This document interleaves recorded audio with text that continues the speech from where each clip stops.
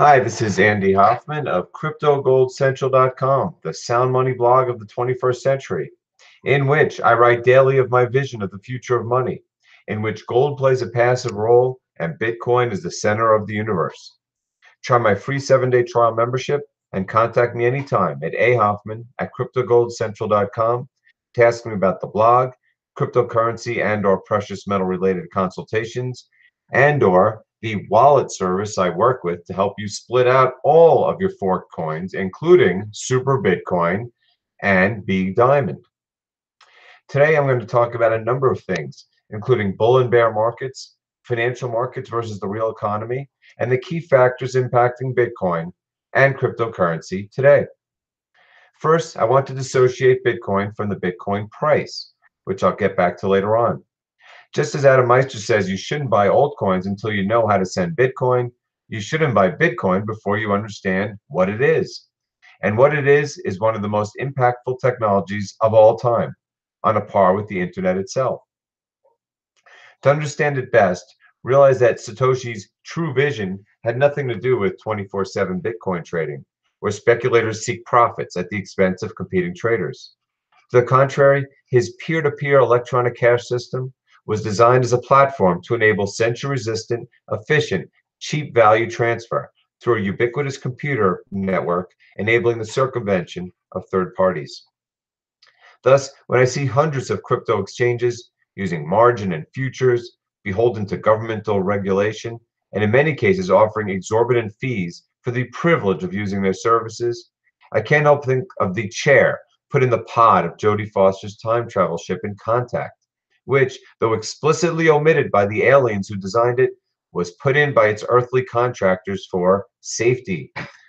Luckily, she unbuckled herself mid-flight, or else she would have been killed when this chair, decidedly not the alien's true vision, imploded.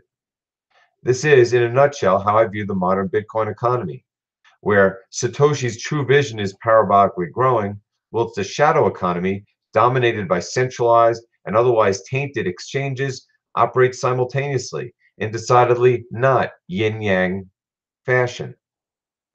For example, consider that while essentially all of Bitcoin's and cryptocurrencies' media attention is devoted to their prices, which is just as misleading going up as it is down. To wit, when Bitcoin's price rose from 5,500 on November 12th to 20,000 December 17th, its adoption and outlook did not quadruple. Yes, it was great that Segwit 2x was canceled, but conversely, the cancellation breathed new life into Bcash, ensuring that at least for the near term, Bitcoin would have to deal with the sabotage of its evil Bizarro twin. Not that either was a threat long term, or even medium term, now that the Lightning Network is about to prove the ultimate Bcash killer. However, financial markets often lead or lag actual fundamentals, particularly when supplemented by leverage, wash, and high-frequency trading, or restricted by barriers to entry, regulation, and capacity limits. As for the Bitcoin economy, things have never been better, nor more worry-free.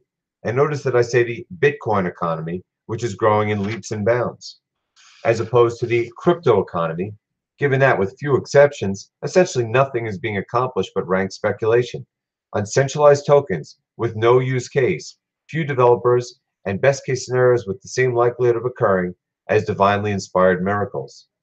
From what I can see, the only other cryptos actually doing anything are Ethereum and Monero, of which neither is doing anything Bitcoin can ultimately subsume.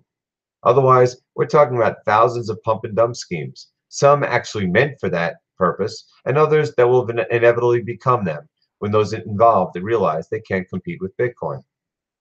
That said, there are unquestionably niche roles to be filled, particularly in an ecosystem with so much money coming in, but so few avenues to invest. And of course, the obvious fact that while Bitcoin will ultimately be capable of doing everything, there are numerous opportunities for well-positioned altcoins to thrive, except, of course, Bitcoin's principal use case, digital gold, which, when functioning in this manner, provides an anchor to the entire crypto ecosystem. In terms of network usage, Bitcoin is growing by leaps and bounds. In the past year, up tenfold, from $200 million a day to nearly $2 billion today. Whole operating core nodes have doubled from 4,500 to 9,000 today. And many nations have accepted, if not embraced, Bitcoin, particularly Japan, which actually deemed it legal tender. And of course, trading volumes have skyrocketed along with the price. Moreover, the network's immutability has been tested by its fiercest competition yet, in each case decidedly winning. As while Bcash still exists, spending its remaining political capital on futile but annoying network attacks, it's miserable, permanently failed in its attempt to usurp Bitcoin, as did its evil twin brother SegWit2x and all the other second-tier, already forgotten forks, be they friendly or contentious. From the most successful of the lot, BGold, to also rands like B Diamond, Super BTC, Lightning BTC, and United BTC.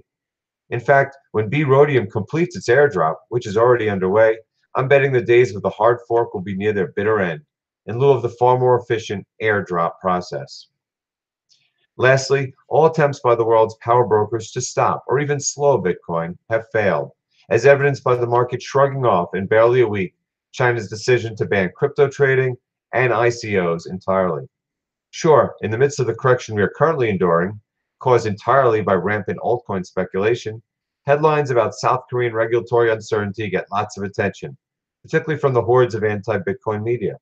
However, the fact remains that, no matter what they say or do, Bitcoin is 100% immune to government decree, other than, as noted above, its ability to influence centralized on and off ramps like Coinbase, which ultimately, perhaps in the next 2 or 3 years, will be made obsolete by a combination of decentralized exchanges and centralized exchanges in crypto favorable nations, some like Japan with heavily favorable governments. Market wise, it's anyone's guess where the bottom will be. Perhaps we saw it already when Bitcoin hit 99.20 or 92.20, and the total market cap of the sector 417 billion 5 days ago. But perhaps not. And perhaps Tonebase' ultimate technical buy target of 7,500 will be reached, yielding a 62% decline from last month's highs. At this point, there's no way to handicap short-term moves, especially now that sentiment is this poor in a market illiquid enough to get to $7,500 in a matter of hours should sentiment substantially weaken. However, if it did, the manic level of institutional hodling being seen today would go parabolic, enabling some of the world's wealthiest investors to buy up massive amounts of Bitcoin for pennies on the dollar. Selling out at such levels, given the aforementioned explosion in real-world Bitcoin development, could well be one of the worst investment decisions of the century. So while I have no idea what the short term will bring, what I do know is that Bitcoin's value proposition has never been higher, at a time when its valuation, relative to its outlook, has never been lower. On that note, I'll conclude today's crypto audio blog by suggesting you check out the free 7-day trial at cryptogoldcentral.com and email me if you would like a crypto or precious metal consultation or to contact information for one of the industry's safest, most reliable coin splitting services, not just for Bcash and BGold, but B Diamond, Super BTC, and Bitcore too. Thanks very much and have a great crypto day.